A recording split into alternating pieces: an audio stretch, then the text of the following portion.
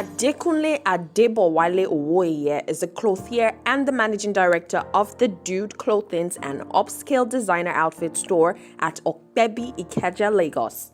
Adekunle, popularly known as Dandy, is an alumnus of Ondo State University, Ondo Ekiti, where he studied philosophy. He became an entrepreneur right from his days at the university when he used to travel to Aba to buy clothes to sell. Upon graduation, he opened his first unisex store called St. Dandy in 1996.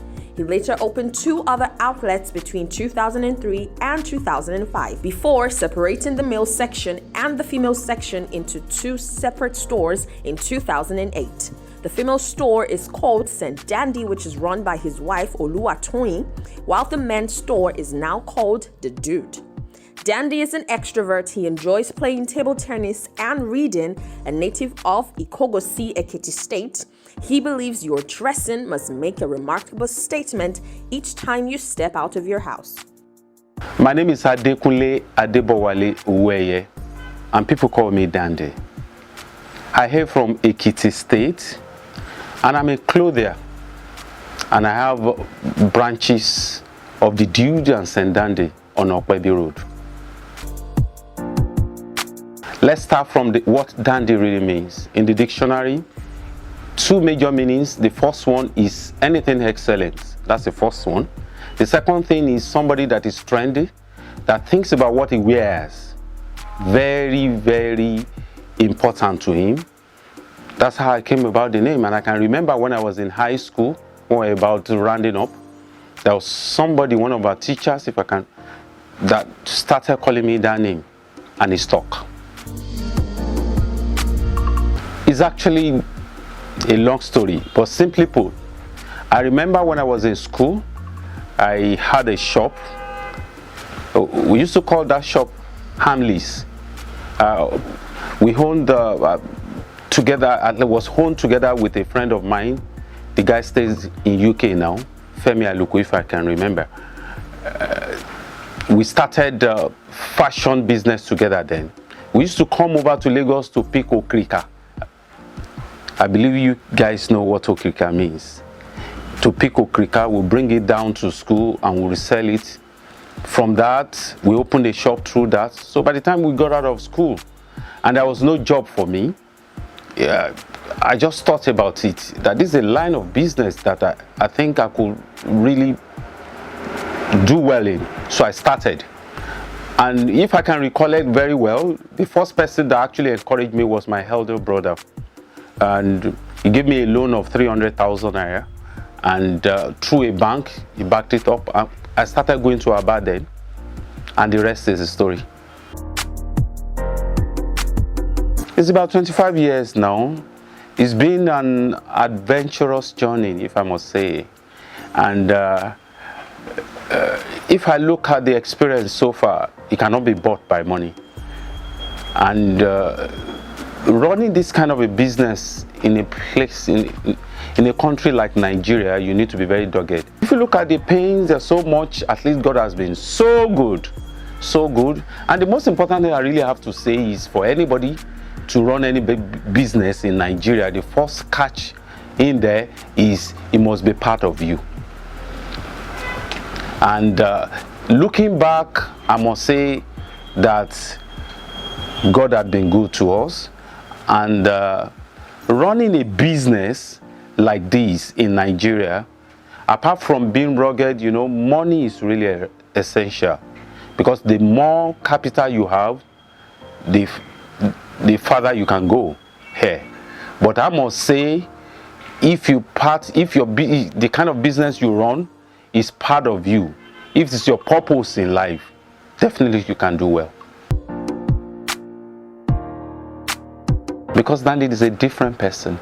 Everything we bring in are not the normal things. When you get to see our products, you get to know that there's something special about them. For instance, let me give you an example.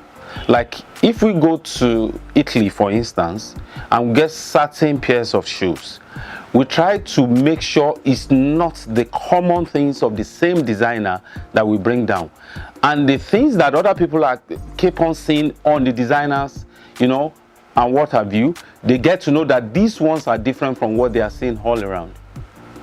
I think that makes us to have a distinct experience, I must say.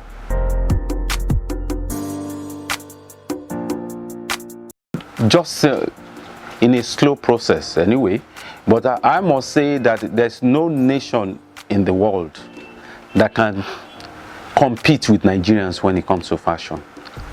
No nation. And that is why we're still doing business today. You see the young, you see the old, you see the middle-aged people, and you get to know that we really like looking good. And it has helped people like us. It's encouraging. But I must say that Nigerians want to wear the best set of clothes, but they don't want to pay for them. They don't want to pay for it. So that's a kind of a challenge to us. But there's a way we get about it. And God has been good to us this. Very interesting question. I must say that any business that wants to do well, related to wisdom, must come experience. I remember Proverbs 2:6. It's a bit spiritual though. He said, he speaks wisdom, out of his mouth cometh understanding and knowledge. And you know, if you want to do any business, the most important thing you need to know, you must get to know what you like doing. This is very important. And if you get to know what you want to do, and you know it's something that you're really interested in, another thing that is important is you must be focused. You don't compare yourself with anybody else, because where God is taking you, definitely, if you are looking at a successful trade, it's not the same thing and it's not on the same level or same way it will take somebody else. So you don't need to compare yourself with anybody else. But experience teaches fools, as we get to know. So the more experience you have, the better you are to other people that are competing with you. So like anything you want to do, you must always remember, you be focused. When you are focused and when you are focused to whatever you are doing, you get better by the day. And it's really something that we need to take our heart to. I think about 2 years ago, I was at GT Bank about to transact a business. I just noticed an elderly man watching me closely. You know, there's kind of instincts that came from your mind at times that you just looked at somebody was watching you. And I looked at the man, well dressed, in his 70s, I believe. And he looked at me and he greeted me, "How do you do?" And I answered him, "How do you do, sir?" And while I was focusing on what I was doing again, I still noticed he was still looking at me. So he got to a stage and I greeted him back. "Hello, sir. Is anything the matter, sir?" And he laughed. And he said, "Are you a banker?" Because he was looking at the way I was dressed. I was with my bow tie and what have you. I said, "Bankers don't use bow tie in Nigeria." And he laughed over. He said, "What do you do?" I said, "I'm a clothier." He said, "Little wonder, but the way you are dressed." And he asked for my name and I said, "Dandy." And he laughed. And he asked me a question, "Where is your outlet?" And I just told him, "Down there." And he followed me. I will never forget that same year, that was the highest transaction we ever made in any day. And it teaches me something, that you are what you wear.